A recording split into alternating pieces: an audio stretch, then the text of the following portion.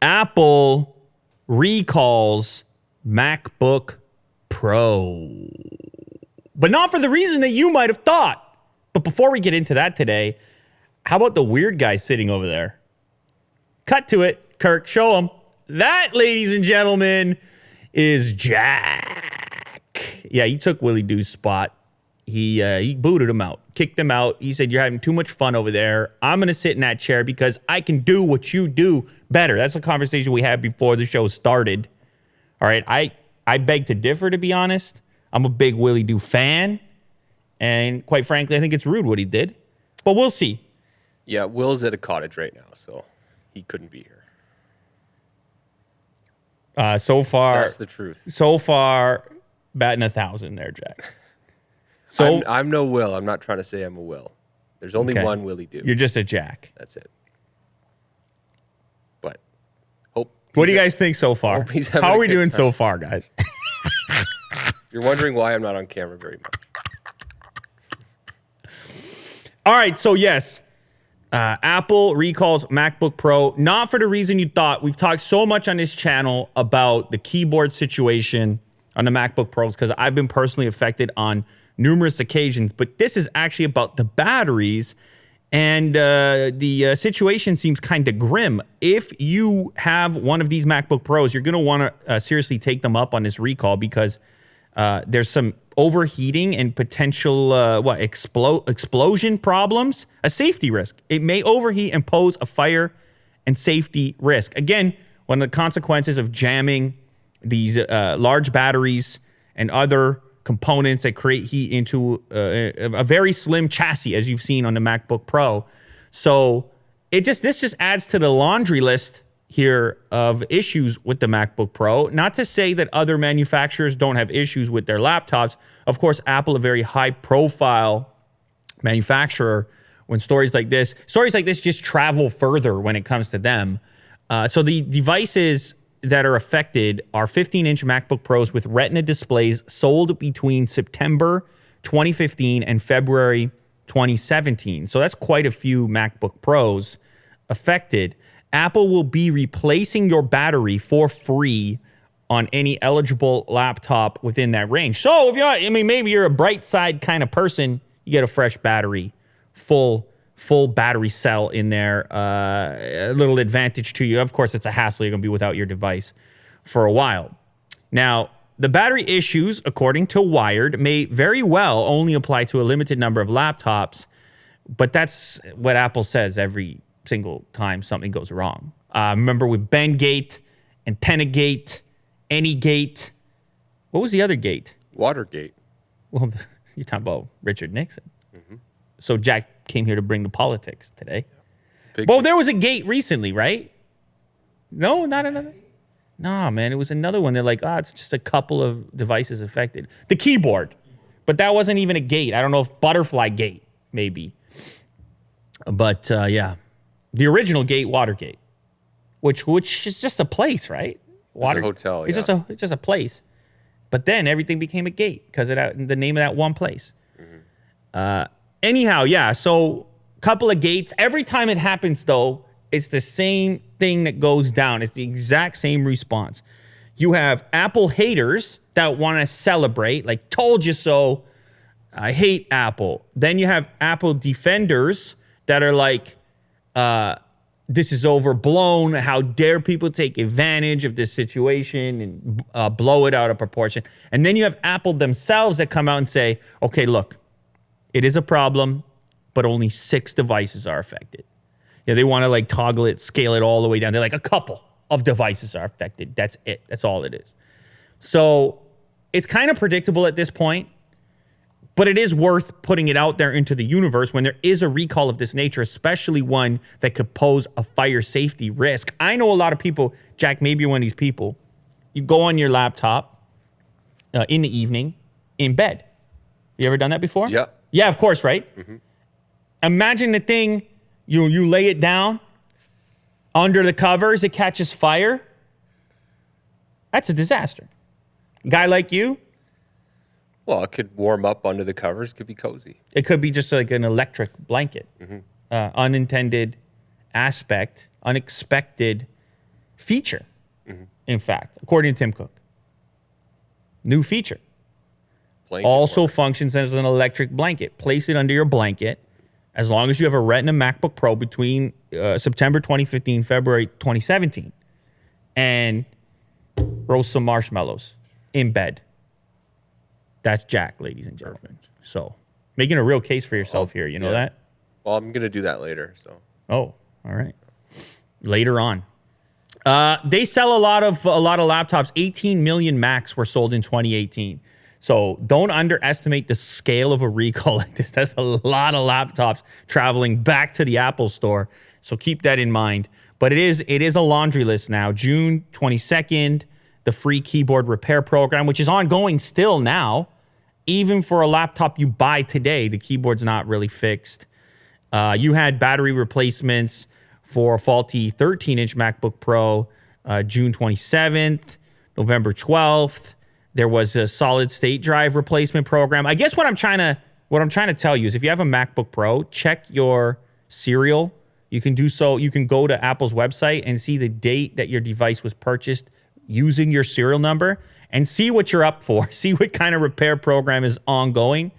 But definitely get this one fixed. This is a massive recall for your battery. Get yourself a fresh battery, all right? Start from scratch, and no more electric blankets for you. Now, we've been talking a lot about front-facing cameras on smartphones. All these various implementations, the whole punch. I just finished shooting a video on the OnePlus 7 Pro, the new almond, the fancy almond color. I mean, I like almonds, but here's the thing. No one has the perfect implementation yet, right? There is a drawback to each one. At first, you had these giant notches. Everybody, I mean, that was a huge fiasco. Well, some people didn't mind. Some people just got on with life. Other people, no way, no chance. I'm not going to do it. I'm not using a device. I'm not using a phone with a giant notch like that. I'm not going to do it.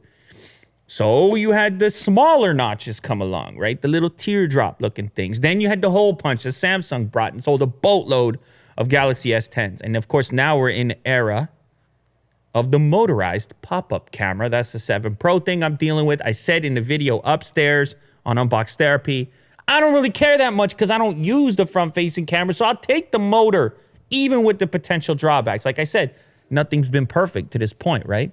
The criticism there, moving parts. I don't want these moving parts, man. Face unlock. Am I popping that thing up every 2 seconds? I don't know. I hear you. I hear your criticism. The world's first under-display phone camera is coming June 26th.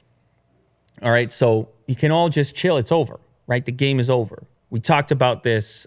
We saw an early version of this, but now it's got a date on it. It's actually closer than people expected.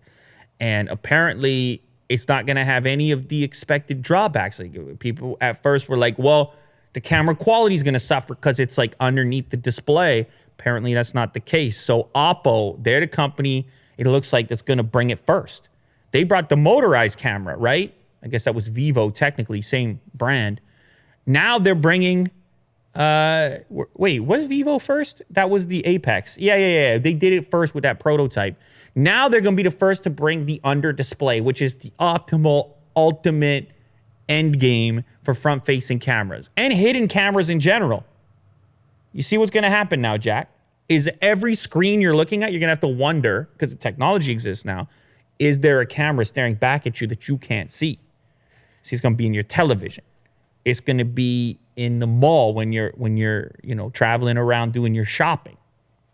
It's going to be in the public bathroom.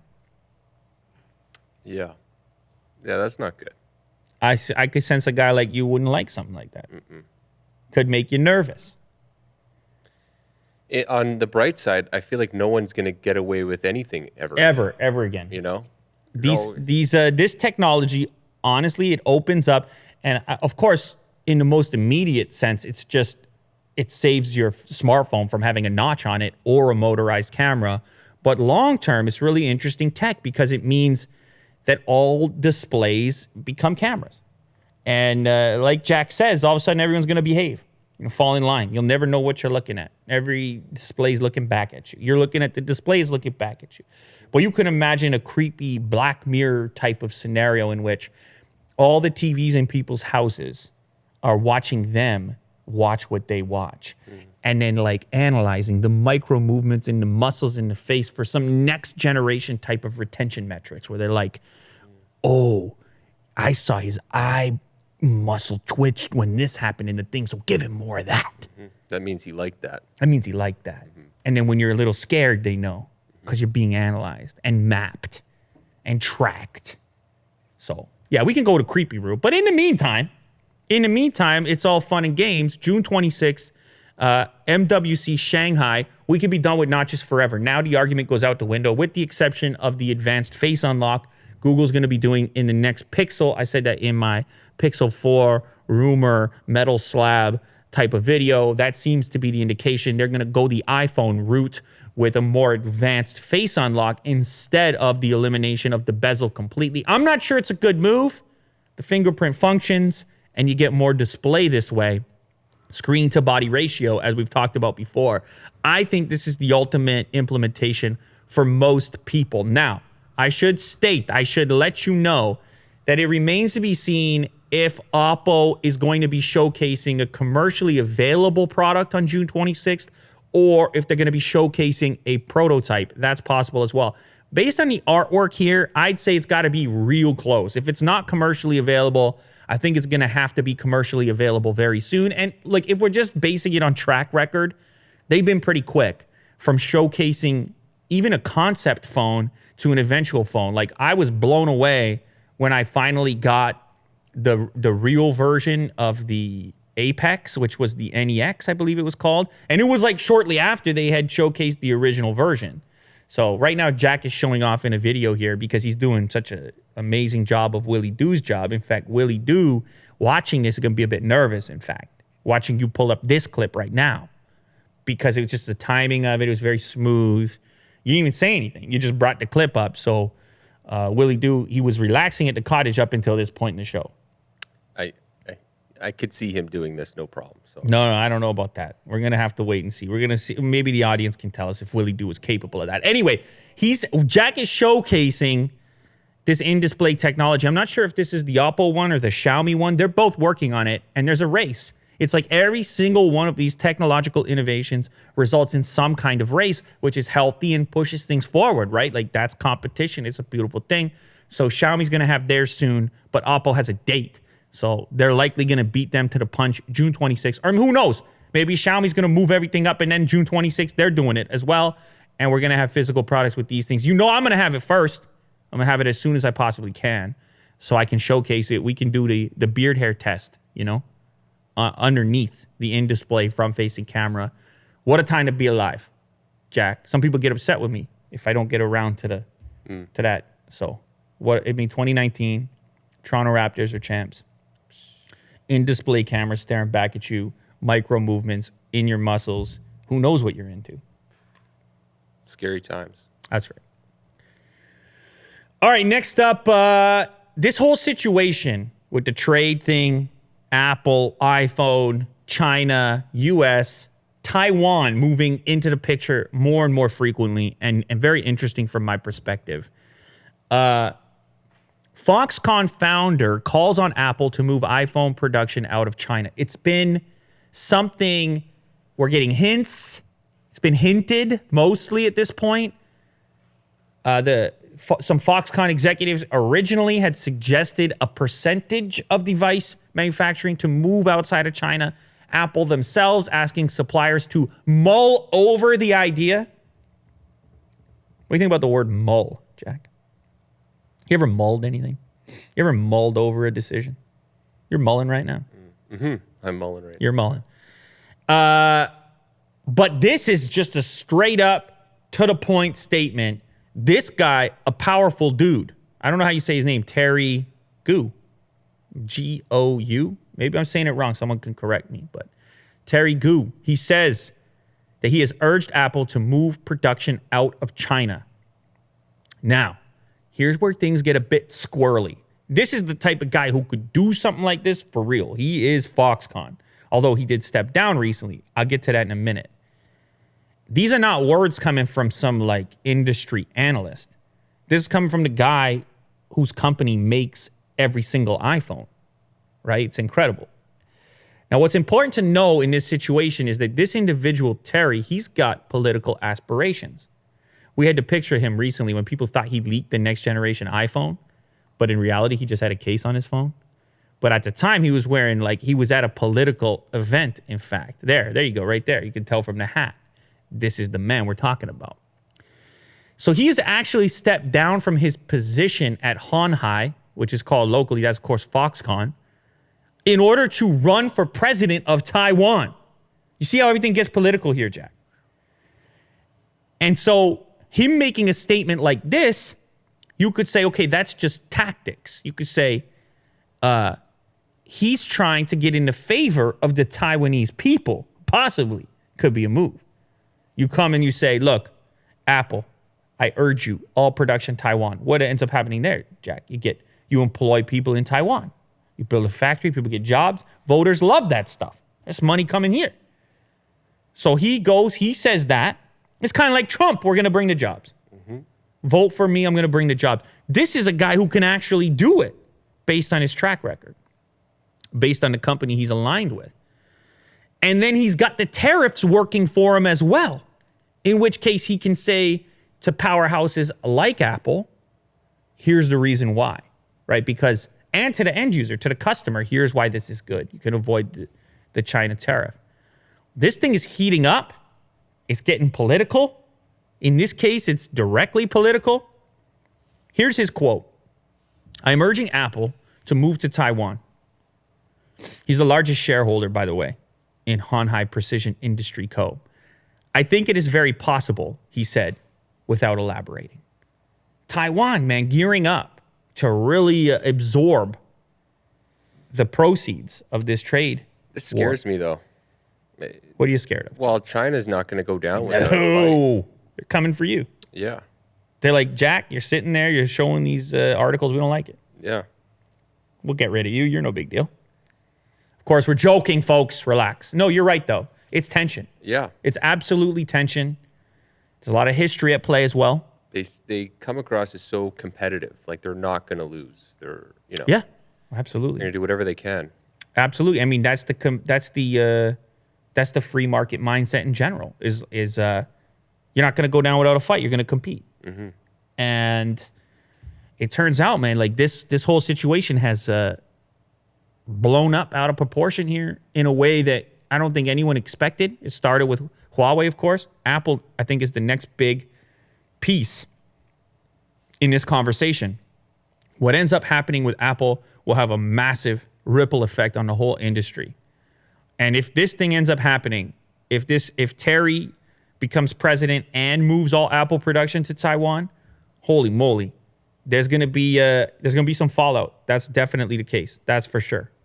And as I mentioned in a previous video, for the end user, for the customer, it could mean a more expensive iPhone as well. That could be a side effect of all this. But that iPhone still may be less expensive than the tariffed version of it. So you decide where you land on this thing. But if anyone can move the iPhone completely to Taiwan, it's this guy.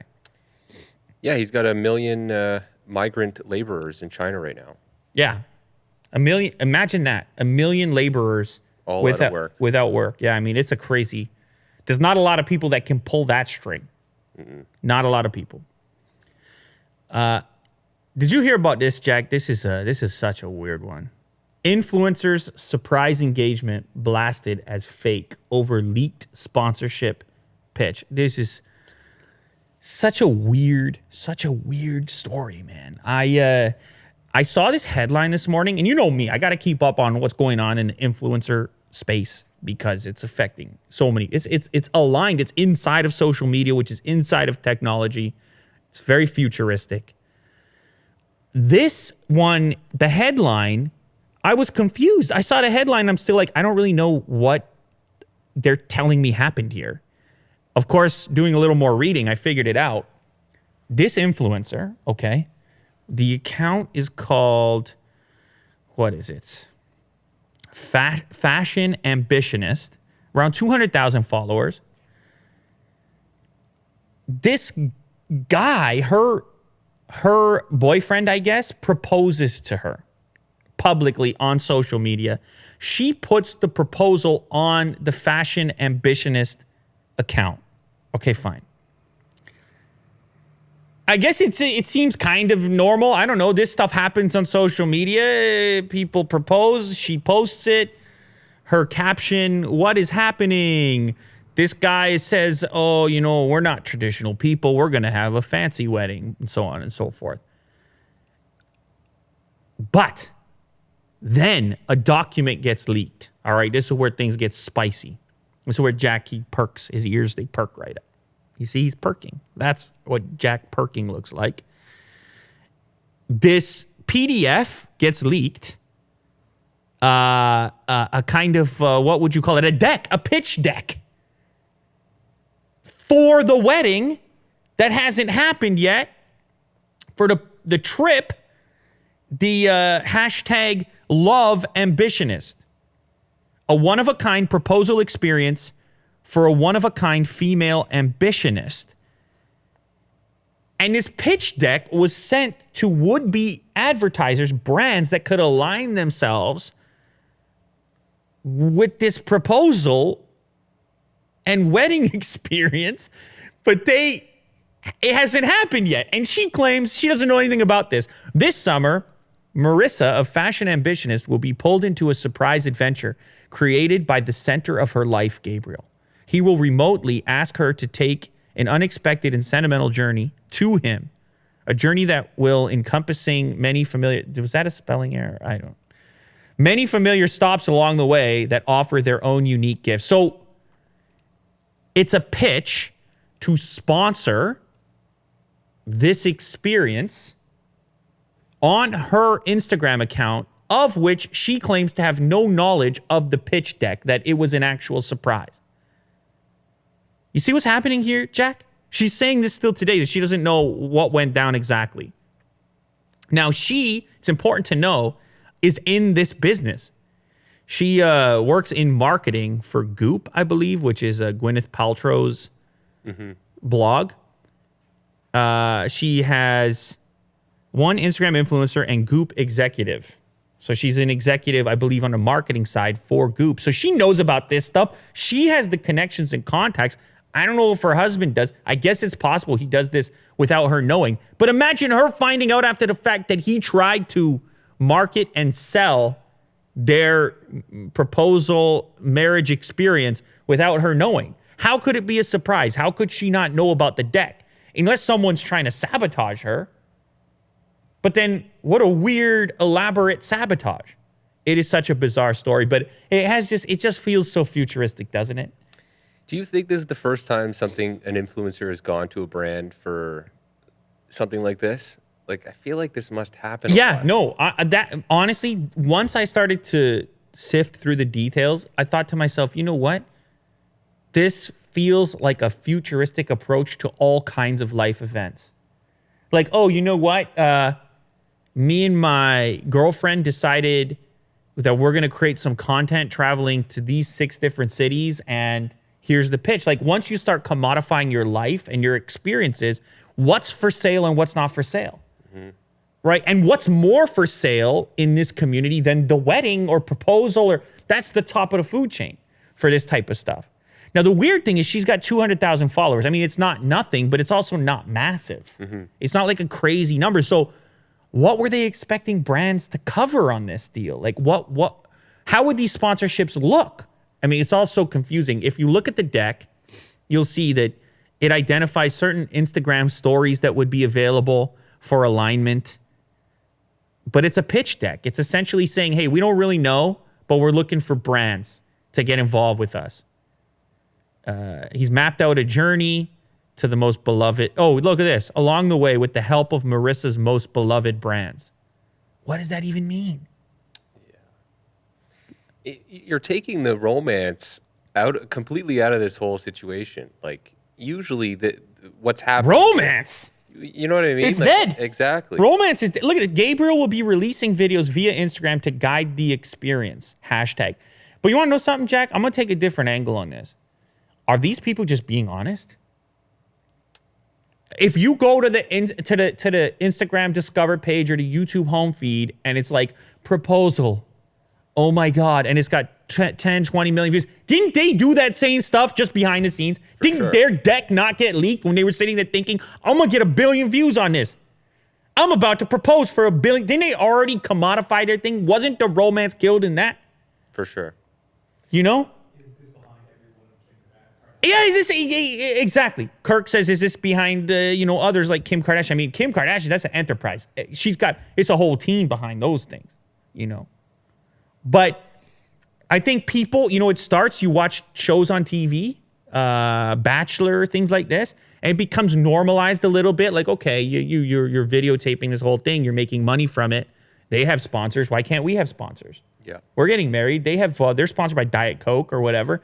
Why can't we be sponsored by Diet Coke? And then, like I said to you, with a lot of people who are just regular viewers of YouTube, not creating content, you might not look at YouTube the same way as somebody who's constantly posting on there. But when I go and look at the home feed or the popular page or something, and I see some proposal, I'm like, this is me. I'm just being me right now. I'm like, how could you do that? Mm-hmm. You take this moment right here, you turn into a product that you're trying to sell, get clicks for. It's like, look, we all need clicks. We all want clicks. But when it starts to branch into real life and where that line is and what you're willing to turn into a product in your real life, it gets real squirrely. Mm-hmm. You hear about celebrities, for example, where they have a kid and like the magazines will bid on the first photos of the kid. Yeah. Like you get into creepy town real quick. Like, oh man, what am I selling? Well, it's like you say, when you take something, you give something up. And I think when they're taking the money up front, they're giving up these like special memories they're going to have with each other, intimacy, all these things that like really can bring couples together. They're like, it's being washed over with just money and, popularity, clicks. Yeah. Broadcast. That's what happens when you broadcast. Once you become a broadcaster, you start to think in these terms of like, how many views can I turn this thing into? Mm-hmm. Now, I've been lucky enough that the content that I make is very independent of my life. So those things are easy to discern. And like, I know where the privacy starts and ends and like what's available and what's not. But you imagine you get into one of these popular streams where you're just broadcasting your life or a portion of it, and that line gets blurry. Yeah. And you're getting more success the more you're willing to share. And then all of a sudden, you're doing this. Then all of a sudden, everything's up for grabs. Your kids, your marriage, your whatever. It all becomes a product like reality TV. Look, to each their own, right? It's well within their rights to do it. But it's a weird angle to think maybe they're just being honest. I do feel bad for them because like we're saying, I think this isn't the first. It won't be the last, but they'll always be remembered as the ones that like were busted for this. Busted for the pitch deck. Yeah. For sponsors. For the journey to marriage. It's a weird world we're in right now. I'll say it once again, what a time to be alive. You don't know what you're looking at. Really, the key right now when you're on the internet is to assume there's more to the story in pretty much everything you're looking at, that almost nothing is what it looks like or is pertaining to be. There's almost always something more to it when you dig a little deeper. I think the message here is always dig a little deeper. Yeah. Just assume it ain't what it seems. It's healthier for you because underneath a lot of those superficial images is this type of thing, this type of work. It's like Photoshop on those images. Squeeze the waist, fix the blemishes. It's the same thing. You think you're looking at something, you're looking at something else. It's a lot of work that goes into it, a lot of decisions and a lot of tactics in exchange for attention and ultimately advertiser dollars. And it gets even more squirrely in the environment in which you can't even draw the line or see the line between life and product, between life and broadcast. But ultimately, once everybody jumps onto social media in their personal lives and broadcast begins the process of broadcasting themselves, they're now in the content business. Mm-hmm. And that's everyone. And so can you blame them? Can you blame them for monetizing their content? What if a brand came up to them and say, I'll give you $1 million to break up? Yeah. Kirk wants a microphone, apparently. He just said, what if the same brand came up to him and said, we'll give you $1 million if you break up? I know that sounds dark, but like you can totally envision a future in which that's possible. Like, hey, this would be good content. Or how about this, Jack? How about the real life aspect doesn't exist at all? The whole thing is actors on social media pretending to be real couples that are just doing the thing for the purpose of the exposure, for the purpose of the product, for the content. So you will have futuristic romances taking place that are fabricated. It's strictly drama, but it's playing out in a format and a medium where we're used to seeing what we think is real.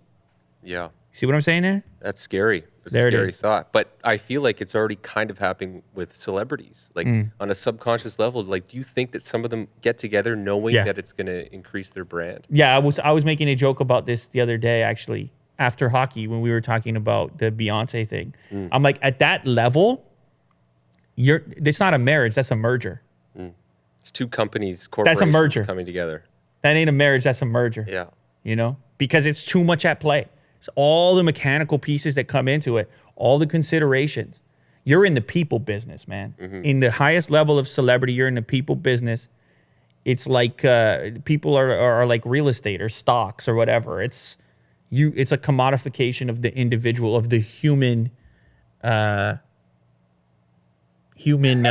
capital. Human capital. And that right there got Casper's attention. Casper's all You fired want to up. know something? He's upset about it too. Yeah. He hates that stuff. He's more of a traditional guy. He's more of a romantic. Super romantic. Yeah. Anyway. Okay. On that similar note, YouTube is testing hiding comments behind a button on Android. So this is kind of in line with a story we covered on a previous episode, talking about how YouTube, Google is really thinking about ways of modifying their site and behaviors around the site, and some of the grim stuff, some of the underbelly that goes on. This would be a massive move. Now, I haven't seen this show up on my app yet, but essentially how this breaks down on the Android app, if they're testing it on your particular account, you will have a comment button, which shows up beside the thumbs up, thumbs down, share button. And unless you click it, you will not see comments. Instead, scrolling down will just give you other suggested videos.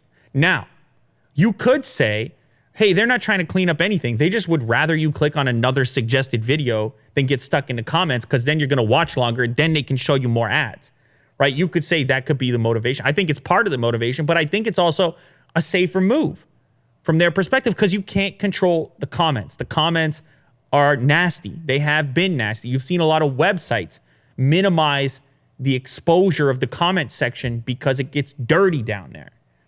And so this could be a version of that. The comments are there, but you just slightly move them around a little bit and you take away some of the incentive to participate. Not just to read them, but if there's fewer people reading them, fewer thumbs, and the behavior takes that little extra step, you're also going to get fewer people making comments. And if that percentage goes down, then all of a sudden that component on the site becomes less significant. Yeah, I think it's easier to make a negative comment. So if they have just a little bit of a barrier, you might weed out those negative comments. Whereas the positive ones, they'll go that extra step to make that positive comment. I think I agree with you there. I think the more steps that you put in, just in general, the comments are going to have to, well, I mean, you're going to always have both, but I agree with you that by putting an extra step, the individual who has something meaningful to say, or something, a more sophisticated commenter who feels like they can add some value, may be more inclined to click through. But see, the problem with that is it's also harder to see the comments. So the motivation to go over there to spend time to write a paragraph is also less, because you feel like fewer people will see it.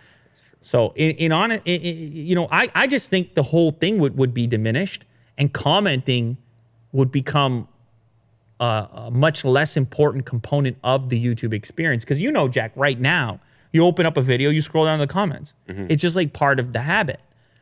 But if it's not a scroll and instead it's a click, I'm probably not doing it. It's that one simple little change. I probably would go down to suggested and pick a different video instead. Now, on the flip side, you could say this is terrible for attention span. You could say this is encouraging people to pick another video instead of watching the one that they're on.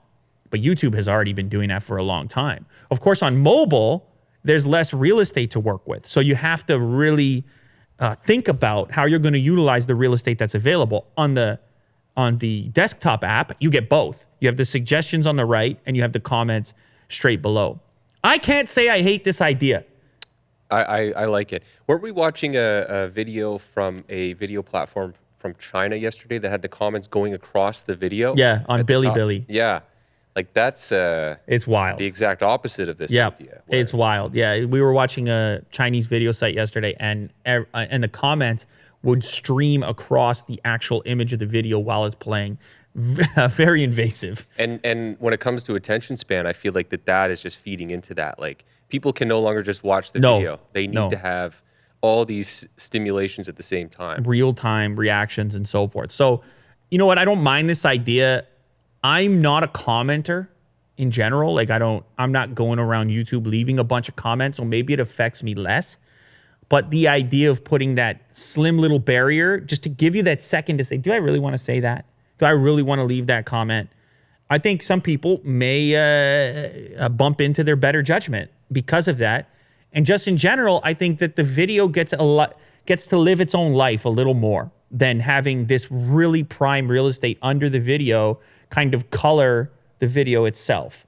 So anyway, it's just a test at the moment. Like I said, it didn't show up on my app yet. So it might be on yours. You can go check if you're on the Android app, if you have an updated version to see if it popped up on your account. But essentially the way it'll operate is the button is beside thumbs up, thumbs down, and you're not going to see comments unless you click it. You can let me know what you think about that, if that's good or bad, by leaving a comment. Look at that. You see that right there? By leaving a comment that I'll never see. No, I'm just kidding. I read the comments. I read the comments on this channel. Actually, I find the comments on this channel to be a lot better. No offense to Unbox Therapy viewers, but probably because it's a smaller community at the moment, people feel more connected. There's a lot of nice comments in here, so I appreciate that. I should get that out of the way. All right, last one for me. KFC is launching a Cheetos sandwich across America, and it represents a massive shift in the chicken chain's strategy. Imagine that is your strategy. Imagine that boardroom meeting. They're like, I got it. Cheetos on the chicken sandwich. Jack, are you salivating? Is it bad that kind of looks good to me? I didn't expect you to say that. Maybe I'm just hungry right now. But I think you're just hungry, first of all. I mean, look, it's all salty. The chicken's salty, the sauce is salty, and the Cheetos themselves are salty. You can do it, but for me, it's like this stuff is getting to a point where I feel like they're creating these food products, what they would consider to be innovative, just because they know guys like us, people on the internet are going to share it. Mm-hmm.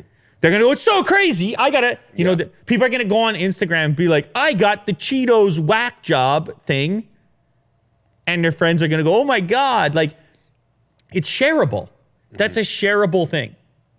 But it is funny to think about it as innovation because in their business, what do you do with a chicken sandwich, Jack? It's still a chicken sandwich. Yeah. There's only so many places you could go. And at KFC, I bet they've had the same chicken sandwich for God knows how long. And they're like, hey, Taco Bell does this kind of stuff. They did Doritos stuff. And, I mean, you got everything going on with the Beyond Meat, Impossible Burger stuff. Mm-hmm. Everyone's trying to switch it up. And anyway, they claim this is their move to go to a more youthful audience. You think they're going to get the youngsters with this, Jack? Yeah. Well, I'm, imagining, certain things are now legal in Canada and other states in the U.S. And this might... You're talking about certain plants? This might cater to those gentlemen and ladies out on a Friday night that are indulging and want to... It's not a bad play, Jack. You think it lines up. Yeah. You think it's part of the motivation. You think that enters the boardroom, that talk right there? For sure. Look at you. Is this your best moment right now? Maybe. Yeah. I think you just peaked. It's downhill from here. I think you just peaked. All right. So starting July 1st, KFC is launching this sandwich with a layer of Cheetos. The sandwich also features Cheetos, sauce, and mayo. Oh, baby. Cheetos sauce. Yeah, you can I don't know. It's it. obviously like some sort of a spicy cheese sauce type of thing going on there. So anyway, they got a new president, I guess, Kevin Hawkman. He's the president of their U.S. business. I don't know if he's new, actually, but they got a bunch of new menu items because of him in 2019. And this is the future of fast food. I'm telling you right now, it's got to be a meme like everything else. Everything's got to be a meme these days to get that organic marketing shared on social media. I don't think this is the last wacky sandwich we're going to see. I mean, he even calls it a fun stunt. He calls it a fun stunt, yeah. So there you have it. And we just bought into the stunt, all of us. So it works. What can I say? I don't think I'm going to buy one, though. Oh. But it definitely works. Got us talking about it. Yeah, their collaboration is going to yield some other products as well. It looks like some Cheetos fries, some Cheetos chicken wings, and Cheetos mashed potatoes. So get ready. Sign me up. Get yourself ready for Cheetos in a billion different ways that you didn't expect. All right, Jack, you got a story yourself. You want to talk about something today. You're not going to sit in that chair and not get to your topic. No. Well, I woke up this morning and I noticed that the hashtag Leave Kauai Alone was trending in Canada. And, as we all know, the Raptors are in the spotlight right now, especially Kauai. And he is being spotted everywhere in Toronto right now. Here he is at Niagara Falls with his daughter. Look at this crowd of people. Like, he can't go anywhere. No, he's the biggest celebrity in the country right now. He could run for prime minister. He would win instantaneously. Here he is at Home Depot getting boxes, which of course stirred the pot of whether he's staying or leaving. Is he moving somewhere? Is he packing up? Here he is at a restaurant. I hate those type of selfies. By the way, I told you this before the show. Maybe I sound like I'm complaining here, but like, if you're gonna take a photo of somebody, go up and ask, just go up, be a man about it. Well, that's a man. I mean, be a woman, be a man about it and say, hey, you mind if we snap a photo? This type of selfie where you just sneak attack it. Yeah. Maybe your argument is, hey, I'm not bothering him or whatever. But it just look at the way it ends up looking. I mean, he looks all sad. It's blurry. Like it's not a good look. No. Okay, so the hashtag emerges. Leave Kauai alone. Mm-hmm. He's trying to do his thing around Toronto, do some sightseeing. Chances are he's going to travel back home for the offseason, regardless of his decision as far as what team he wants to sign with. So he's trying to get some tourism in before he goes back. I think he's trying to get a glimpse of what life in Toronto will be like in the offseason especially, and it'll play a factor in his decision. Yeah. Well, I think it's important to say as well that there's nothing wrong with showing love. No. So Toronto loves this guy, right? For obvious reasons. He brings a title. Mm-hmm. And you want to clap, you want to show that love, that's okay. But I think the hashtag is more addressing the kind of over-the-top stuff, the kind of excessive version of that. Like, there is still an etiquette that comes along with it of potentially asking for a photo instead of just snapping it. Like all of a sudden everybody's paparazzi. Or at the Jays game, for example, because he showed up at the Jays game as well, he got a big clap when he showed up, but then they put it on a big screen as well. And it was a lot of attention coming his way. And, the truth of the matter is he's a bit of a different, he's slightly introverted, kind of a bit of a different personality in the sense where you have a hard time gauging how much attention he wants. Mm-hmm. Now, granted, I feel like he's opened up a lot recently, post-parade. I feel like he's kind of overcome some of that. I also feel like he's embracing it to a certain degree, as you can see here on the bus.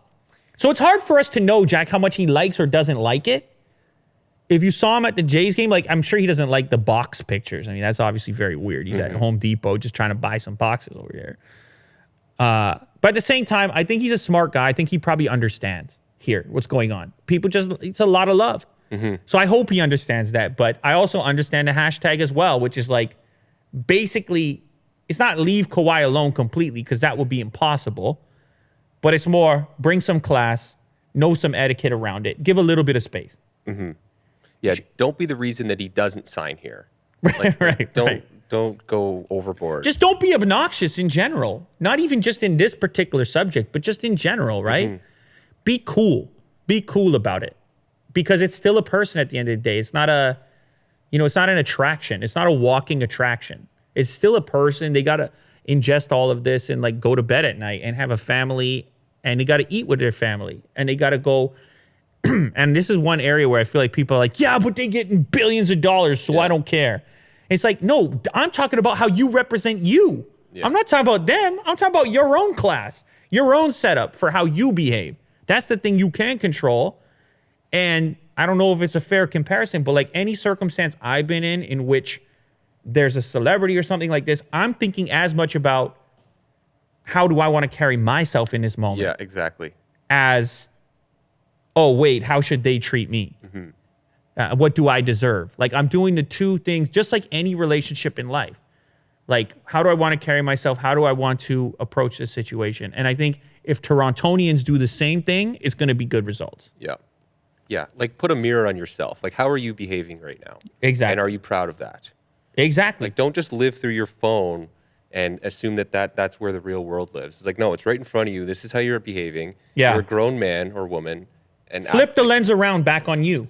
Flip yeah. the lens around back on you. Yeah. Imagine that you're in that situation, and your behavior will adjust if you're able to do that. So that's my feeling there. But I will say, just to defend Toronto a little bit here, it's been a long time. No championship. Yeah. They want to show love. Yeah. You hate to tell people not to show love, but there is a way to do it. Mm-hmm. That's my opinion on the matter. Jack, unbelievable. Unbelievable. Expectations when we started this show. I mean, you got a clap from Kirk here. Before we started the show, Kirk was like, there's a dumpster fire right there. Yeah. Kirk was like, there's no way we're going to get through it. It's the worst show ever. I don't even want to do it. He was thinking about not doing it. Yeah. You know, and I had, of course, I had to pull things together. Mm-hmm.